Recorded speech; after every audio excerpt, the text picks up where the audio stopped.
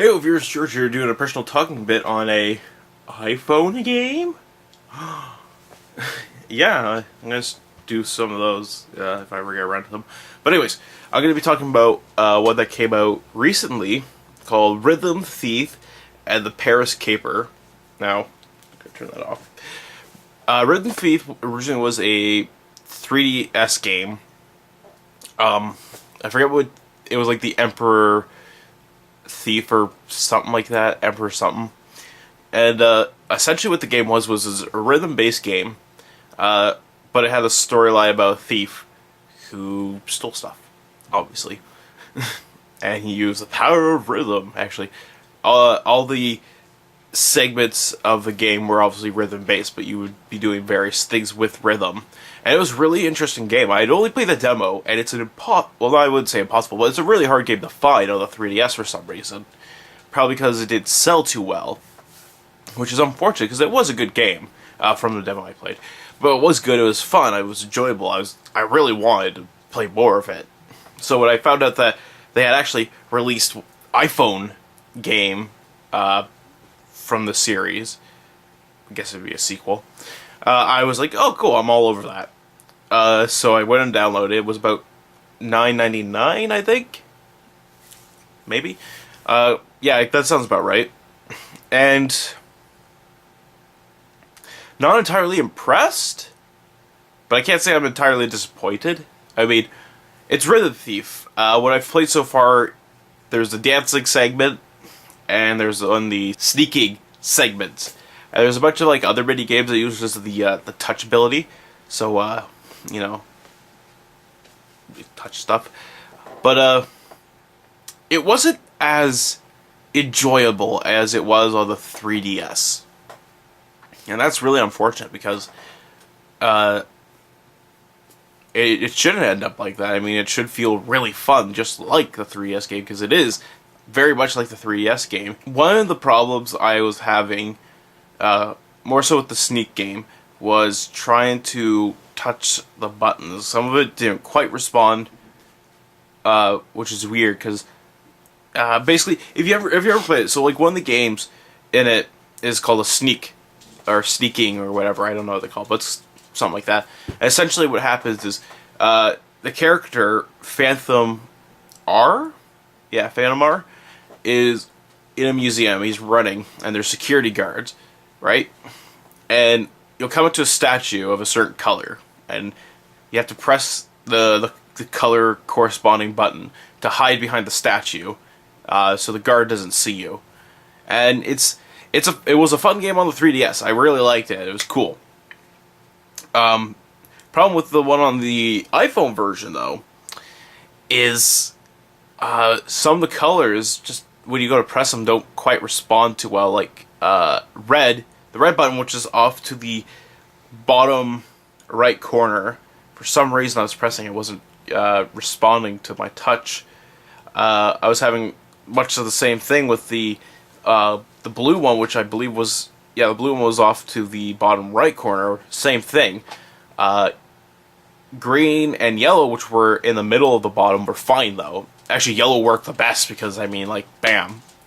But that just seems, unfortunately, weird that that's the case. Because it's a fucking iPhone. The touchscreen should be good. So obviously there's a little bit of something wrong there. But some of the other ones, like the dancing one, worked fine, because all you have to do is flick in the right direction in the right time. That worked fine. And those are really the only two I actually got to play, because, I mean, there's a lot to go through. Tutorials you gotta learn, and shit like that.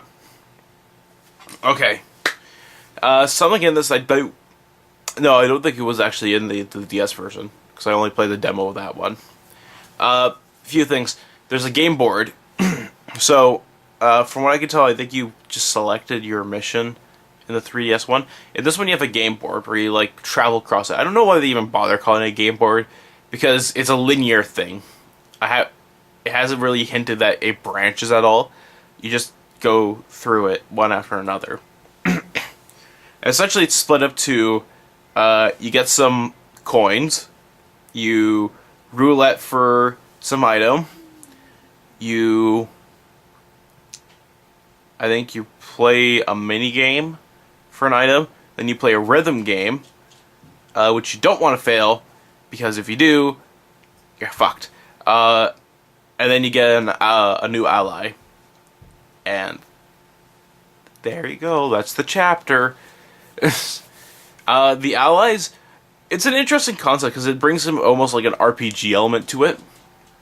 So items that you grab, you can blend them with your allies that you collect to make your stats for your team better. So like more HP, which basically means you get more room to fuck up.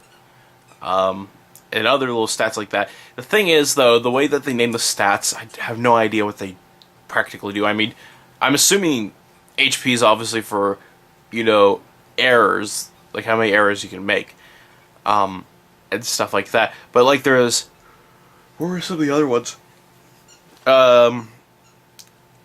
Vigor was one of them, which God knows what the hell that means in terms of rhythm games.